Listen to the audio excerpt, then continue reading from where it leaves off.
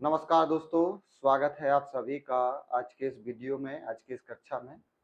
और आज से हम लोग उपस्थित हैं प्रतिदिन करंट अफेयर्स की इस क्लास में। थंबनेल से आपको पता चल गया होगा कि अनअकैडमी के इस प्लेटफॉर्म पर अब प्रतिदिन आप लोगों को करंट अफेयर्स की ये जो निःशुल्क क्लास है, सुबह 6 बजे से मिलेगी। दोस्तों, आप सभी इस वीडियो को अधिक से अधिक विद्यार्थियों तक शेयर कर दीजिए ताकि हमारे सभी विद्यार्थी इस क्लास को ज्वाइन कर सकें या इस क्लास को देख सकें, ठीक है, और साथ में करंट अफेयर्स को पढ़ सकें। तो दोस्तों, आज है 9 सितंबर और आज हम लोग डिस्कस करने वाले हैं आज के करंट अफेयर्स को। तो आइए डिस्कस करेंगे। अच्छा, मैं आपको पहले जानकारी दे दूं कि ये बहुत सारे विद्यार्थियों का एक प्रश्न होता है कि सर, ये जो आप करंट अफेयर्स पढ़ा रहे हो किस प्रकार के एग्जाम के लिए फायदेमंद है या लाभदायक है। तो सबसे पहले ये जान लीजिए कि यदि आप यूपी पुलिस की तैयारी कर रहे हो, एसएससी जीडी की तैयारी कर रहे हो, या एसएससी के सीएचएसएल या सीजीएल की तैयारी कर रहे हो, या इस प्रकार की कोई भी एक दिवसीय परीक्षा की तैयारी कर रहे हो, तो आपके लिए ये करंट अफेयर्स की क्लास लाभदायक है। इसके अलावा यदि आप किसी स्टेट के पीसीएस एग्जाम को देख रहे हैं, जैसे कि एमपीपीएससी, उत्तर प्रदेश लोक सेवा आयोग यानी पीसीएस, या इसके समकक्ष अन्य एग्जाम जैसे कि आरओ लोअर पीसीएस, ठीक है, इसी प्रकार से जितने भी ऐसे एग्जाम जिनमें बहुविकल्पीय प्रश्न आते हैं, स्टैटिक जीके आता है, करंट अफेयर्स आता है, तो वहां पर या उन पेपर में, उन एग्जाम में ये क्लास आपके लिए फायदेमंद होगी। ठीक है, उन प्रश्नों, यदि उन पेपर में कोई प्रश्न ऐसे मिलते हैं जो करंट अफेयर्स के होते हैं, तो ये क्लास आपके लिए यूजफुल है, आप इसे देख सकते हैं। और प्रतिदिन ये क्लास होगी तो इसका नोट्स बनाइए। आपके जो डाउट हो आप कमेंट सेक्शन में अपने डाउट लिखिए और उन डाउट्स को हम कल वाली क्लास में दूर करेंगे, ठीक है। तो हाँ, एक चीज और जान लीजिए कि इस क्लास को हम दो पार्ट में डिस्कस करेंगे। मतलब एक तो होगा मेरा थ्योरेटिकल पार्ट, जिसमें मैं आपको जो टॉपिक रहेंगे आज के उनके बारे में चर्चा करूंगा, उनके बारे में विस्तार से बातें करूंगा।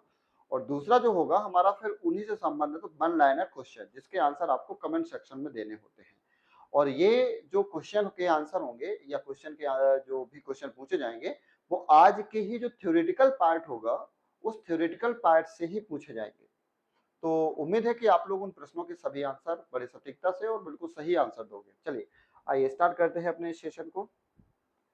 चलिए, तो पहला है हमारा ब्रिक्स को लेकर के, ठीक है। अभी हाल ही में ब्रिक्स पर एक मुद्दा आया है। ब्रिक्स चूंकि ऐसा माना जाता है कि 5 उभरती हुई देशों की उभरती हुई अर्थव्यवस्था देशों का समूह है, ठीक है, ब्रिक्स सम्मेलन, सॉरी ब्रिक्स। और ब्रिक्स में हम लोग जानते हैं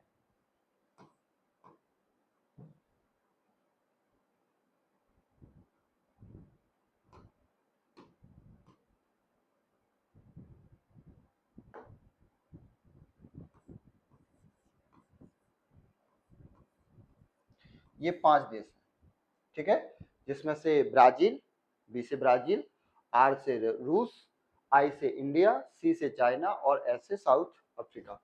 साउथ अफ्रीका सबसे लास्ट में इसमें सम्मिलित हुआ है। तो ब्रिक्स जो है ये उभरती हुई ये पांच देश हैं। ये उभरती हुई इन 5 देशों की अर्थव्यवस्था इसमें सम्मिलित होती है। यानी हम कह सकते हैं कि 5 अर्थव्यवस्थाओं का समूह है, जिसे हम ब्रिक्स सम्मेलन बोलते हैं या ब्रिक्स समूह बोलते हैं, ठीक है। और ये जो ब्रिक्स शब्द का इस्तेमाल है, मतलब इन 5 देशों की जो समूह है, ग्रुप है, ठीक है, जिसे हम ब्रिक बोलते हैं, इस शब्द का इस्तेमाल वर्ष 2001 में ब्रिटेन के एक अर्थशास्त्री हैं जिनका नाम है जिम ओ नील, ठीक है, ब्रिटिश अर्थशास्त्री, इसको नाम को याद रख लीजिएगा, जिम ओ नील। जिम ओ नील ने इस शब्द का प्रयोग किया था, ठीक है। ब्रिक्स रोजगार कार्य समूह ईडब्ल्यूजी यानी ब्रिक्स रोजगार कार्य समूह की जो दूसरी और अंतिम बैठक रूस में आयोजित की गई थी। बैठक का आयोजन रूस के सोची शहर में हुआ था। इस बैठक में ब्रिक्स सदस्य देशों के साथ साथ अन्य सदस्य देशों ने भी भाग लिया, ठीक है। इसमें क्या होगा कि जैसे ब्रिक्स है तो जरूरी नहीं है कि ब्रिक्स के ही सभी देश इसमें पार्टिसिपेट करें। यदि ये चाहते हैं तो किसी दूसरे देश के जो सदस्य हैं या दूसरे देश भी हैं, अन्य देश के लोगों को भी बुला सकते हैं, और वो भी इसमें पार्टिसिपेट कर सकते हैं। जैसे अभी आपने सुना होगा कि कई बार हम G7 का या G20 का, सॉरी G7 का जैसे पार्ट हुआ था अभी इटली में, आपने देखा होगा कि सम्मेलन हुआ था, ठीक है, तो उसमें भारत मेंबर नहीं है लेकिन भारत को बुलाया गया था। तो ऐसे ही ब्रिक्स में भी होता है कि जो देश इसका पार्ट नहीं होते, सदस्य नहीं होते, लेकिन उनको यहाँ पर बुला लिया जाता है। तो ऐसे हमने यहाँ पर ब्रिक्स के माध्यम से अन्य देशों को बुलाया है। इस बैठक का उद्देश्य जो रहा है वो तो श्रम और रोजगार मंत्रियों की आगामी बैठक के लिए घोषणा पत्र तैयार करना कि हम आगे अब क्या करने वाले हैं और क्या नहीं करने वाले हैं। ठीक है, अब ब्रिक्स के बारे में जान लीजिए कि दोस्तों ये जो देश हैं, वैश्विक आबादी का मतलब पूरी दुनिया की आबादी का यदि हम इन देशों को जोड़ दें तो लगभग 41% जो है आबादी इन 5 देशों में निवास करती है। अब समझ जाइए पूरी दुनिया कितनी बड़ी है। और इस पूरी दुनिया में, ठीक है, पूरी दुनिया में 41% आबादी यहाँ पर है। और पूरी दुनिया का जो जीडीपी है, ठीक है, पूरी दुनिया का जो जीडीपी है, सकल घरेलू उत्पाद है, ठीक है, यानी पूरी दुनिया यदि 100% जीडीपी है तो उसका 24 यानी हम लगभग देखिए कि एक चौथाई ये 5 देश बनाते हैं, बाकी पूरी दुनिया जो है जीडीपी का उत्पादन कर रही है। तो समझ जाइए कि ये जो समूह है कितनी महत्वपूर्ण अर्थव्यवस्थाओं का समूह है। तो इसका चाहिए स्क्रीनशॉट ले लीजिए, और यदि स्क्रीनशॉट नहीं भी लेना है तो आप हमारे इस वाले नंबर पर जो स्क्रीन पर अभी नीचे चल रहा है, इस वाले नंबर पर मैसेज करके आप हमारे व्हाट्सएप से इस पीडीएफ को डायरेक्टली आप प्राप्त कर सकते हैं। तो या तो स्क्रीनशॉट लेके अपना नोट्स बनाते चलिए, और नहीं बनाना है तो सीधा सीधा ऑप्शन ये है कि आप जो है मैसेज पर मैसेज करिए और इसका जो है डायरेक्टली आपको पीडीएफ दे दिया जाएगा। चलिए, दूसरा जो हमारा टॉपिक होगा अंतरराष्ट्रीय साक्षरता दिवस। ठीक है, अंतरराष्ट्रीय साक्षरता दिवस। तो साक्षरता दिवस का मतलब होता है शिक्षा से संबंधित चीजों को जोड़ना या शिक्षा के संबंध में जागरूकता फैलाना। तो प्रतिवर्ष 8 सितंबर को, यानी जो पिछला दिन निकल गया है इस तारीख को, प्रतिवर्ष 8 सितंबर को अंतरराष्ट्रीय साक्षरता दिवस मनाया जाता है।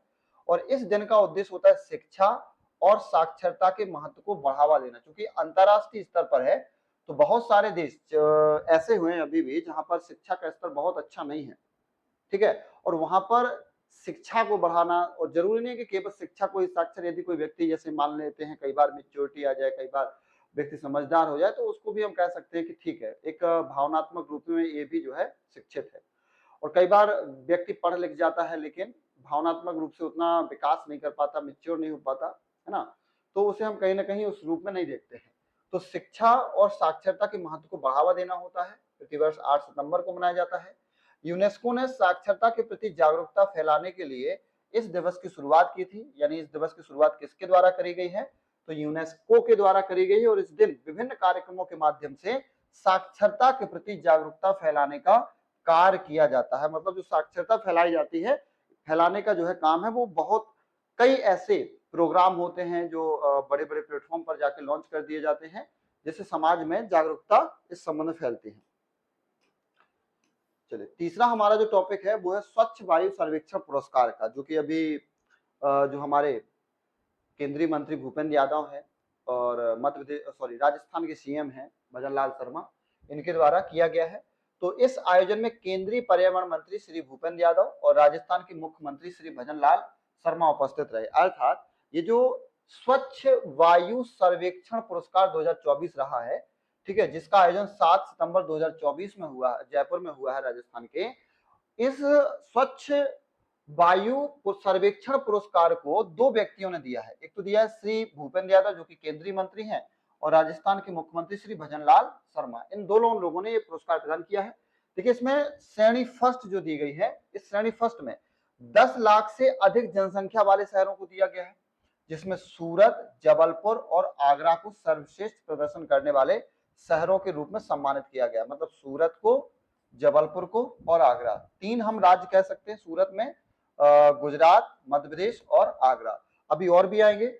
इन शहरों के नगर आयुक्तों को नगद पुरस्कार, ट्रॉफी और प्रमाण पत्र से सम्मानित किया गया है। मतलब यहाँ के जो नगर आयुक्त हैं, जो कमिश्नर हैं, उनको जो है यहाँ पर सम्मानित किया गया है। अब इसमें जो है, अब अगला जो हमारा टॉपिक है वो है भारतीय स्टेट बैंक फाउंडेशन यानी आशा छात्रवृत्ति कार्यक्रम। भारतीय स्टेट बैंक द्वारा आशा छात्रवृत्ति कार्यक्रम का लॉन्च किया गया है। जो कि विद्यार्थियों के लिए है। ये हमारा तीसरा टॉपिक है आज का, ठीक है। और इस कार्यक्रम के तहत 10,000 मेधावी विद्यार्थियों को छात्रवृत्ति प्रदान करी जाएगी। 10,000 मेधावी विद्यार्थियों को छात्रवृत्ति। अब देखिए, ये जो छात्रवृत्ति होगी या जो स्कॉलरशिप होगी, वो 6वीं कक्षा से लेकर के स्नातकोत्तर यानी एमए या एमएससी इस प्रकार की जो पढ़ाई है, ठीक है, पोस्ट ग्रेजुएशन तक की शिक्षा के लिए दी जाएगी। कक्षा 6वीं से स्टार्ट होगी ये, जो कि स्टेट बैंक के द्वारा दी जाएगी। इस कार्यक्रम का उद्देश्य जो है वो है वंचित वर्ग के विद्यार्थियों को शिक्षा के क्षेत्र में आगे बढ़ने का अवसर प्रदान करना। बहुत सारे आज भी हमारे देश में ऐसे वर्ग हैं या ऐसे क्षेत्र हैं जहां पर विद्यार्थी आज भी आगे नहीं बढ़ पाता है, या विद्यार्थी के पास उचित अवसर नहीं है, संसाधन नहीं है। और संसाधन होने, यदि कई जगह संसाधन भी उपलब्ध होते हैं तो उनके पास इतना पैसा नहीं होता है कि वो पढ़ सकें। तो उनको आगे बढ़ाने के लिए, उचित शिक्षा प्राप्त कराने के लिए जो है इस कार्यक्रम का आयोजन किया गया है। और यह छात्रवृत्ति योजना विशेष रूप से आर्थिक रूप से कमजोर वर्ग के मेधावी छात्रों को शिक्षा में सहायता प्रदान करने के लिए बनाई गई है ना, जिसका उद्देश्य है कि जो इकोनॉमिकल रूप से वीक हैं उनको जो है इसका लाभ मिले।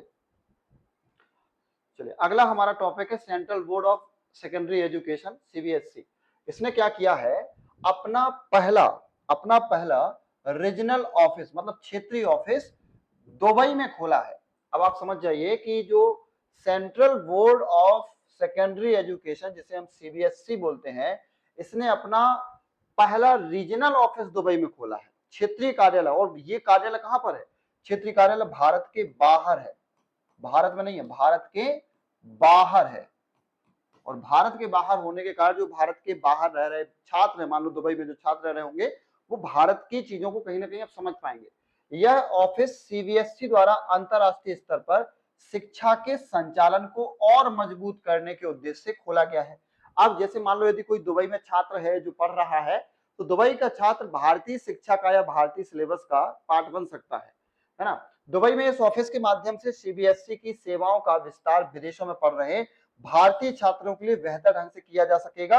और सीबीएसई का यह कदम विदेशों में भारतीय शिक्षा प्रणाली के प्रसार में एक महत्वपूर्ण पहल भी है, महत्वपूर्ण जो है एक योजना भी है, ठीक है। तो ये जो है central board of education, sorry central secondary education ने किया है, यानी पहला ऑफिस, रीजनल ऑफिस दुबई में खोला है। और यही आपके लिए सबसे ज्यादा जरूरी है जानना कि सीबीएसई के द्वारा अपना पहला रीजनल ऑफिस कहां खोला गया है, दुबई में खोला गया है, ठीक है, दुबई में खोला गया है। चलिए अगला हम देखते हैं। नेचर जनरल में प्रकाशित एक अध्ययन में बताया गया है कि भारत दुनिया में सबसे बड़ा प्लास्टिक प्रदूषक है, ठीक है। अभी एक पत्रिका है जिसका नाम है नेचर जनरल, इसमें एक लेख लिखा है, लेख निकाला गया है, जिसके अकॉर्डिंग भारत जो है दुनिया में सबसे बड़ा प्लास्टिक प्रदूषक है। हालांकि हम लोग कई बार इस पर प्रतिबंध लगाते हैं प्लास्टिक पर, कि प्लास्टिक का जो यूज है वो कम से कम किया जा सके। कई बार देखा होगा आपने, पॉलीथीन को बैन कर दिया गया था, उसके स्थान पर हम ऐसी चीजों को यूज करते हैं जो एनवायरमेंट के लिए फायदेमंद हो, पर्यावरण के लिए नुकसानदायक ना हो, ठीक है। तो भारत में सबसे बड़ी प्लास्टिक की जो है खपत है। लीड्स विश्वविद्यालय के इस नए अध्ययन से प्लास्टिक प्रदूषण में भारत के योगदान की जानकारी मिली है। अध्ययन के अनुसार भारत में 9.3 मिलियन टन प्लास्टिक कचरा उत्पन्न किया है, जो अन्य बड़े देशों की तुलना में काफी अधिक है ना। ये डेटा देखिए, 9.3 मिलियन टन, समझ जाइए इस डेटा को, 9.3 मिलियन टन अपने आप में बहुत जो है वैल्यू है इसकी, है ना, बहुत बड़ा डेटा है। इस अध्ययन ने प्लास्टिक कचरे के वैश्विक स्तर और उसके प्रभाव को समझने में यह महत्वपूर्ण जानकारी प्रदान करी है, ठीक है। तो ये याद रखना कि नेचर जनरल में प्रकाशित जो लेख है उसमें भारत दुनिया में सबसे बड़ा प्लास्टिक प्रदूषक है, ठीक है। ये प्रश्न याद रखिएगा।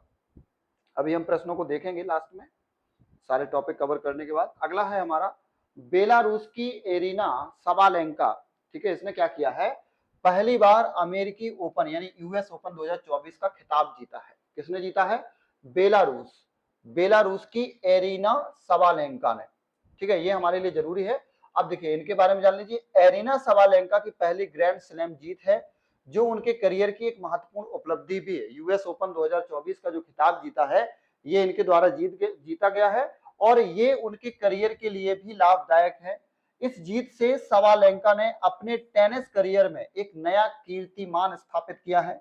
अमेरिकी ओपन 2024 में उनकी जीत ने उन्हें टेनिस की दुनिया में प्रमुख खिलाड़ी बना दिया है ना। अब प्रमुख खिलाड़ी के रूप में ये होगा कि चलिए उनकी ख्याति और लेवल पर पहुंचेगी और अब उन्हें आगे बढ़ने के और भी रास्ते मिल जाएंगे। ठीक है, तो याद रखना ये कौन जीता है, तो एरिना सवालेंका जीती हैं। और कहा किसको जीती हैं, अमेरिकी ओपन यूएस 2024 को।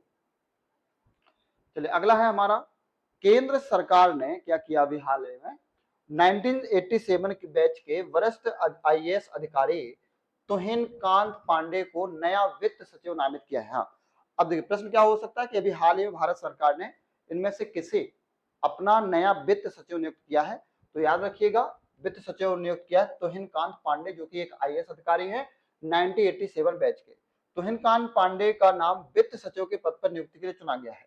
इस नियुक्ति से सरकार की वित्तीय नीतियों और योजनाओं के क्रियान्वयन में उनकी महत्वपूर्ण भूमिका होगी। जैसे कई बार देखते होंगे कि हमारे देश में एक नीति का यूज किया जाता है जिसे हम बोलते हैं राजकोषीय नीति।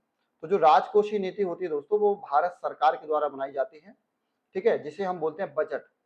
तो कई बार जब बजट आता है तो बजट में इन्हीं वित्त सचिव का बहुत ज्यादा योगदान होता है। जितने भी हमारे यहाँ पर आर्थिक नीतियां बनती हैं, है ना, उनका योगदान यहाँ पर इनका माना जाता है।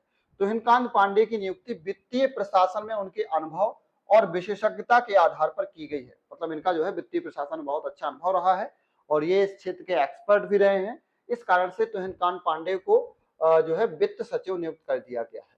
ठीक है, अब आप कमेंट सेक्शन में बताइएगा कि वित्त सचिव किस मंत्रालय में या किस मंत्रालय के अधीन होते हैं। कमेंट सेक्शन में सब लोग बताइएगा। चलिए अगला है हमारा, प्रधानमंत्री श्री नरेंद्र मोदी ने पेरिस पैरालंपिक में महिलाओं की 200 मीटर T12 स्पर्धा में कांस्य पदक जीतने पर एथलीट सिमरन शर्मा को बधाई दी है। अब यहाँ प्रश्न क्या होगा कि अभी हाल ही में पेरिस पैरालंपिक में महिलाओं की 200 मीटर T12 स्पर्धा को किस एथलीट ने जीता है, तो याद रखना सिमरन शर्मा ने जीता है। ठीक है, कितने मीटर रेस को जीता है, 200 मीटर को जीता है। ठीक है, कहाँ जीता है, किस खेल में, पेरिस पैरालंपिक में। सिमरन शर्मा ने इस स्पर्धा में अपनी उत्कृष्ट प्रदर्शन के कारण कांस्य पदक जीता। हाँ, ये भी याद रखिएगा कि इनको कौन सा पदक मिला है, तो कांस्य पदक मिला है। इस बधाई संदेश में प्रधानमंत्री ने सिमरन शर्मा की कड़ी मेहनत, और ये तो चलो ठीक है, और भारत के पैरालंपिक खेलों में महत्वपूर्ण प्रगति को दर्शाता है। अच्छा, एक चीज और करिएगा, अभी आप जब नोट्स बना रहे हो तो ये पीडीएफ तो आपको मिल ही जाएगी, नंबर पर आप मैसेज जैसे करेंगे। ठीक है, एक चीज और याद रखना है इसमें, वो ये है कि जितना स्पोर्ट्स आपको पढ़ाया जाए, स्पोर्ट्स का नोट्स अलग से बनाइएगा, बाकी दुनिया भर का नोट्स अलग होना चाहिए। ठीक है, नेशनल या इंटरनेशनल दोनों स्पोर्ट्स का नोट्स आपका अलग होना चाहिए, ये आप अलग बनाइएगा।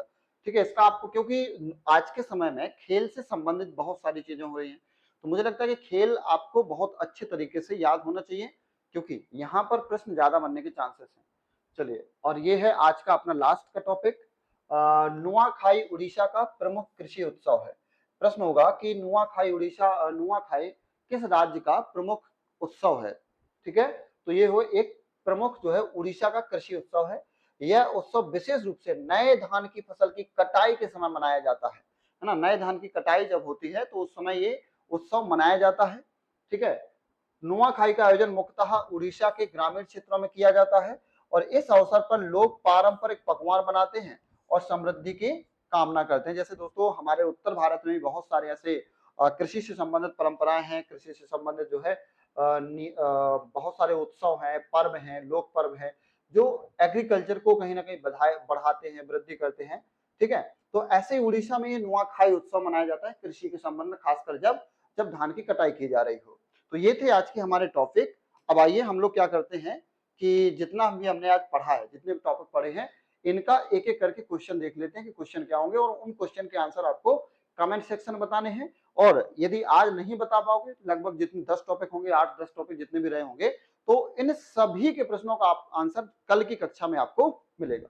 ठीक है, कल की कक्षा में मिलेगा। तो चलिए आज जान लेते हैं आज के जो हमारे 10 क्वेश्चन होंगे, 8 क्वेश्चन होंगे।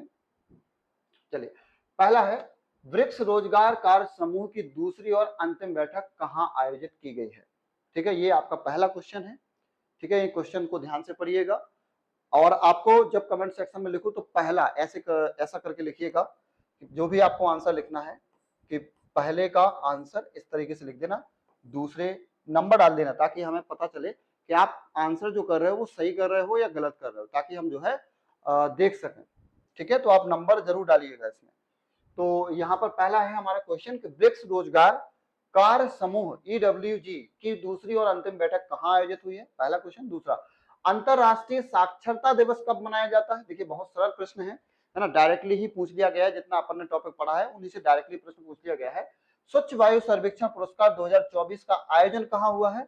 और श्रेणी एक जो है 10 लाख से अधिक जनसंख्या में किस शहरों को पुरस्कार प्रदान किया है, मतलब श्रेणी 1 में किन शहरों को पुरस्कार मिला है, उन शहरों के नाम भी लिखिए और ये बताइए कि इसका आयोजन कहाँ हुआ है। ठीक है, दूसरा है भारतीय स्टेट बैंक फाउंडेशन द्वारा किस कार्यक्रम के तहत 10,000 मेधावी विद्यार्थियों को छात्रवृत्ति दी जाएगी? अभी हमने पढ़ा था कि 10,000 विद्यार्थियों को छात्रवृत्ति मिलेगी कक्षा 6वीं से लेकर के पोस्ट ग्रेजुएशन तक के। तो बताइएगा आप लोग इस प्रश्न का भी आंसर। हाँ, अभी और भी है। देश के बाहर central board of secondary education ने अपना पहला रीजनल ऑफिस कहाँ खोला है ना? देश के बाहर खोला है, पहला क्षेत्रीय कार्यालय खोला है, बताइएगा कहाँ खोला।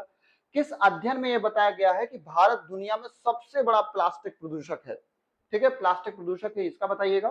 किस टेनिस खिलाड़ी ने पहली बार अमेरिकी ओपन यूएस ओपन 2024 का खिताब अपने नाम किया है?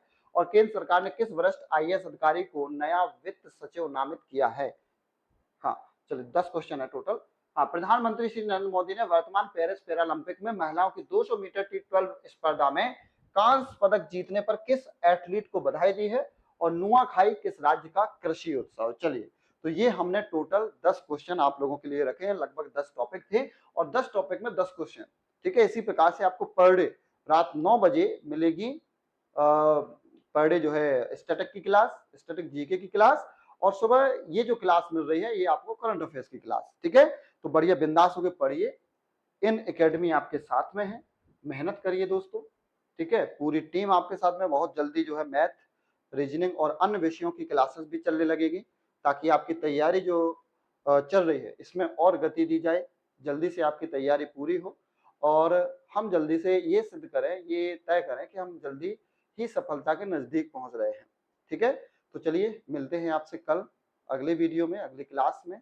इस क्लास को अपना बहुत सारा प्यार दीजिए दोस्तों, शेयर करिए सभी विद्यार्थियों के लिए, चाहे वो एमपी के विद्यार्थी हो, यूपी के विद्यार्थी हो, ऑल ओवर कहीं के विद्यार्थी भी इस क्लास को देख सकते हैं, पढ़ सकते हैं। नमस्कार दोस्तों, थैंक यू सो मच।